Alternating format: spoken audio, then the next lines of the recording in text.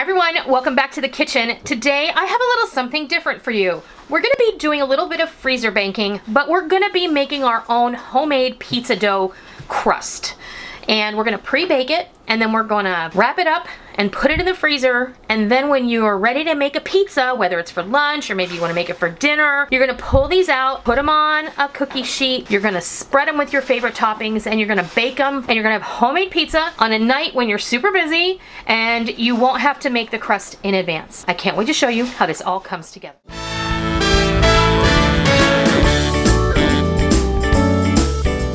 As I said at the beginning, we're going to be making some pre-baked pizza crusts, and I think this is a really great idea, and it goes right along with our freezer banking, freezer meal kind of freezer prep idea that we're sticking with for January and February. And I have done this before, but I have not made a video of it. This is going to be using my big batch pizza crust recipe. Pizza dough is a favorite. Everyone who's tried it loves it. It may not be your particular favorite. It is a nice, fluffy, chewy pizza dough, and if you're into that, you're gonna like this dough. So it's super simple. I'm gonna show you how I make the dough from beginning to end, and then we're gonna roll it out into pizza crusts, and we're gonna par bake it, and then cool it, wrap it, and stow it in the freezer. That way, when you wanna make a quick pizza, all you have to do is pull it out of the freezer, top it the way you like, and then bake it, and it's gonna be great. So what we're gonna do is we're gonna start off with 3 cups of warm water, and to that I'm gonna add 2 tablespoons of granulated sugar. You can use honey if you like. I'm also going to use 2 tablespoons of instant yeast. I use SAF brand instant yeast, and I've been using that particular brand for years and years, and it never fails me.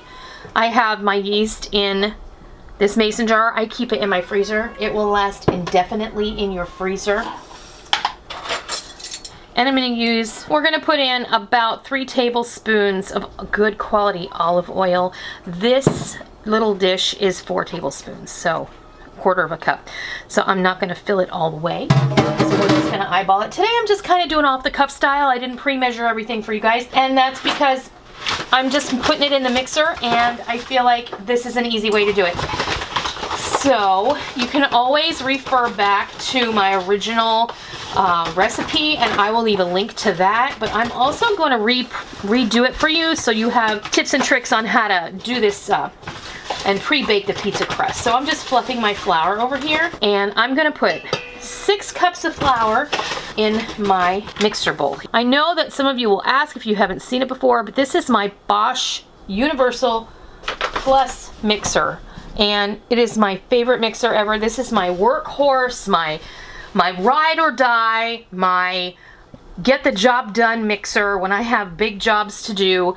And I don't use this mixer every single time I need a mixer. I use my hand mixer. I use my little stand mixer that has a 4.5 quart bowl, because those are easy to access. I keep this one in a big box on the top shelf of my kitchen rack, but it is always a hand. I've had this mixer since 2016, and I love it. It works just as good today as the day I took it out of the box. I can't say enough about this mixer. It was an investment piece, and I really, if you're in the market for a good quality mixer and you want to do a lot of bread baking, this is the mixer for you. And this video is not sponsored. This is just me extolling the virtues of my Bosch mixer. So we've got everything in there with the exception of the salt. I always like to put the salt on top. Depending on who you talk to, some people say you shouldn't add the salt directly to the yeast before it's bloomed. Some people say you can add it. You know, I just err on the side of caution, and I always put it on top of the flour because you want I'm using instant yeast, as I mentioned. You don't have to proof that. That means you don't have to mix it up with the sugar and the water and let it sit. You can just dump it right in and let it do its thing. If you're using a non-instant yeast, you are going to want to put your water, your yeast, and your sugar in the bottom. Give it a whirl, let it sit for 5 minutes, then add everything else. So I'm going to put the lid on. I'm going to let this blend, and then I'm going to knead it for 5 minutes, and I'll be back to show you what it looks like.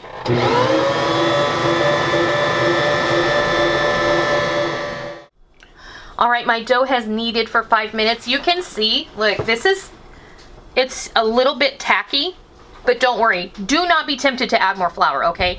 But we want to make sure that this comes out of the bowl super easy, so I'm going to show you my trick.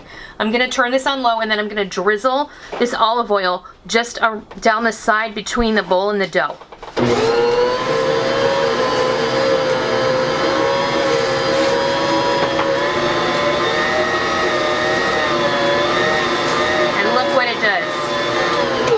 It just separates nicely. So then we can just take this dough hook right out. Tell them why it's so tacky.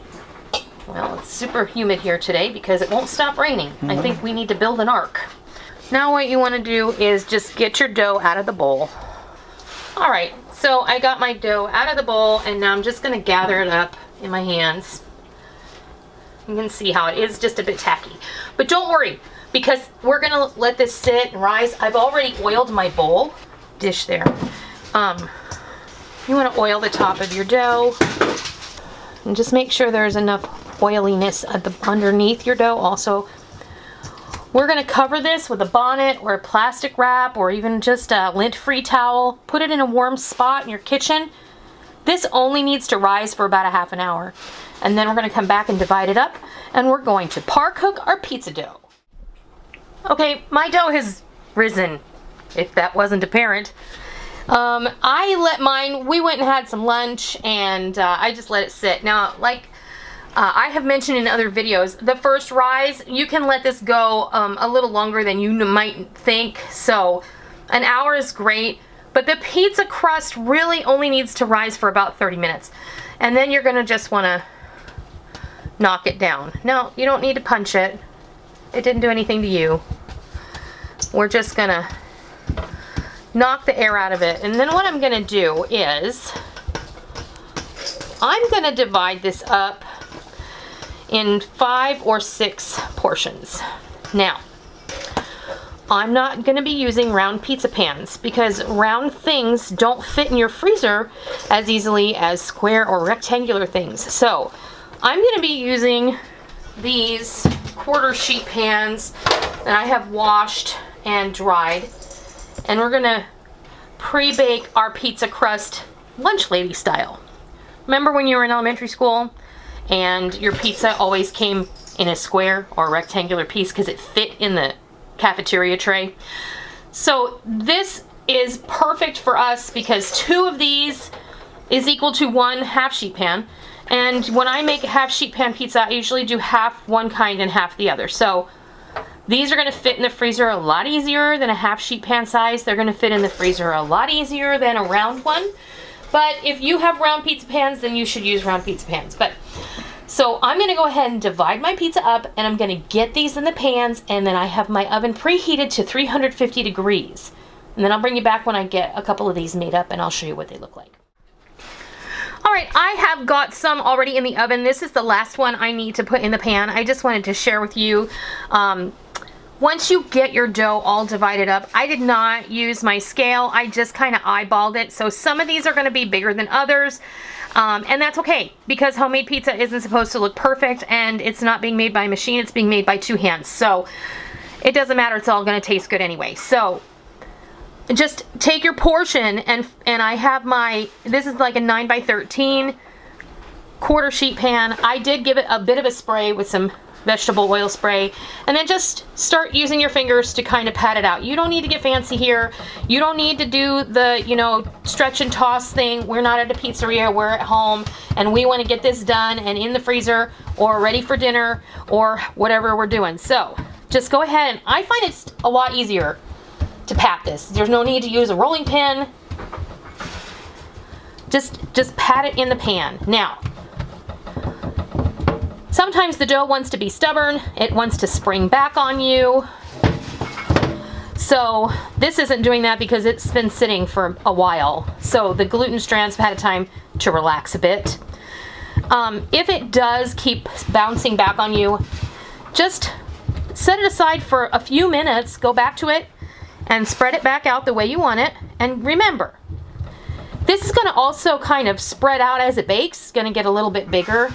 and it'll just go to the edges of the pan and everything will be fine. Now I have my oven preheated at 350 degrees. I'm putting these in for between 8 and 9 minutes each.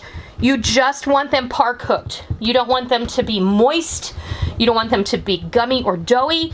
And you want them to be dry on the outside and on the bottom.